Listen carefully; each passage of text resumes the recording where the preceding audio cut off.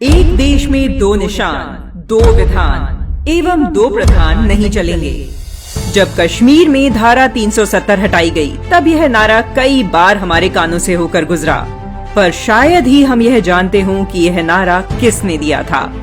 भारतीय राजनीति में सर्वप्रथम जम्मू कश्मीर को विशेष दर्जा देने के विरुद्ध आवाज बुलंद करने वाले वे महान व्यक्ति कौन थे, जिनके बलिदान के फलस्वरूप आज हम बिना परमिट के जम्मू कश्मीर जा सकते हैं और पश्चिम बंगाल आज तक भारत का अभिन्न अंग है। देश की एकता और अखंडता को अपने बलिदान से सींचने वाले ये महान राष्ट्र चिंतक, जन नायक, शिक्षाविद थे डॉक्टर श्यामा प्रसाद मुखर्जी, जिन्होंने भारतीय जनसंघ की भी स्थापना की और वही जनसंघ आगे चलकर भारतीय जनता पार्टी के रूप में उभर कर आया। डॉक्टर श्यामा प्रसाद मुखर्जी का जन्म 6 जुलाई 1901 को कोलकाता में हुआ। प्रारंभ से ही वे एक स्वाध्यायी और कुशाग्र बुद्धि के बालक थे। 1927 में वे बैरिस्टर बनकर इंग्लैंड से लौटे। डॉक्टर श्यामा प्रसाद मुखर्जी 33 वर्ष की आयु में कलकत्ता विश्वविद्यालय में विश्व के सबसे कम उम्र के कुलपति बनाए गए, जो आज तक भी एक रिकॉर्ड है।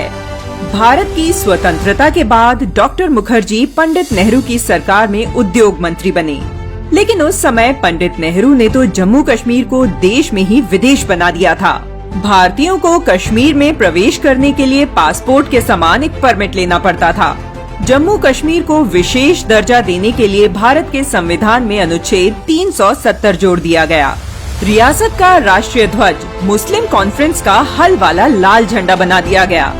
पंडित नेहरू ने कश्मीर को स्वतंत्र इस्लामिक देश घोषित करने वाले अपने घनिष्ठ मित्र शेख मोहम्मद अब्दुल्ला को जम्मू कश्मीर रियासत का वजीर आला अर्थात प्रधानमंत्री बना दिया और देशभक्त महाराजा हरि सिंह को जम्मू कश्मीर छोड़ने के लिए बाध्य कर दिया। शेख की मंशा कश्मीर को पूर्णतः मुस्लिम क्षेत्र बनाकर जम्मू में भी मुस्लिम वर्चस्व बनाए रखने की थी। जब जम्मू क्षेत्र में शुरू हुए हिंदू उत्पीड़न की खबरें दिल्ली तक पहुंचने लगी, तो भी प्रधानमंत्री नेहरू शेख अब्दुल्ला की पीठ थपथपाते रहे। श्यामा प्रसाद मुखर्जी जम्मू कश्मीर को विशेष दर्जा दिए जाने के विरुद्ध थे। 1950 में नेहरू लियाकत समझौते से पूर्व उन्होंने नेहरू के मंत्रिमंडल से इस्तीफा दे दिया। अपने आदर्शों और उसूलों के लिए सरकार से इस्तीफा देने वाले स्वतंत्र भारत के वे पहले नेता थे। डॉक्टर मुखर्जी ने राष्ट्रीय स्वयंसेवक संघ के द्वितीय सरसंघचालक श्री गुरुजी के साथ गहन मंत्रणा कर उनके परामर्श पर 21 अक्टूबर 1951 को दिल्ली में एक नई और नेक विचारधारा के साथ भारतीय जनसंघ की स्थापना की और इसके पहले अध्यक्ष बने। डॉक्टर श्यामा प्रसाद मुखर्जी ने अनुच्छेद 370 का डट कर विरोध किया। उन्होंने नारा दिया, एक देश में दो विधान, दो प्रधान और दो निशान नहीं चलेंगे। 1952 में जम्मू की विशाल रैली में उन्होंने अपना संकल्प व्यक्त करते हुए कहा कि या तो मैं आपको भारतीय संविधान प्राप्त कराऊंगा या फिर इस उद्देश्य की पूर्ति के लिए अपना जीवन बलिदान कर दूंगा। 23 जून 1953 भारतीय इतिहास की ऐसी तारीख है जिसे भुलाया नहीं जा सकता। उन दिनों कश्मीर में प्रवेश करने के लिए सरकार से परमिट लेना पड़ता था। जम्मू कश्मीर को विशेष दर्जा दिए जाने के विरोध में डॉक्टर मुखर्जी श्री अटल बिहारी वाजपेयी जी के साथ बिना परमिट लिए कश्मीर गए, जिसके बाद उन्होंने अटल जी को वापस भेज दिया। जम्मू कश्मीर में प्रवेश करने पर शेख अब्दुल्ला के नेतृत्व वाली सरकार ने डॉक्टर मुखर्जी को 11 मई 1953 को हिरासत में ले लिया।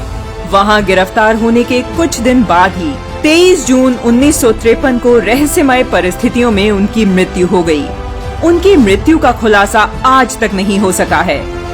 पूरे भारत में श्यामा प्रसाद मुखर्जी की मौत की जांच की मांग थी, पर पंडित नेहरू ने इसकी जांच नहीं करवाई।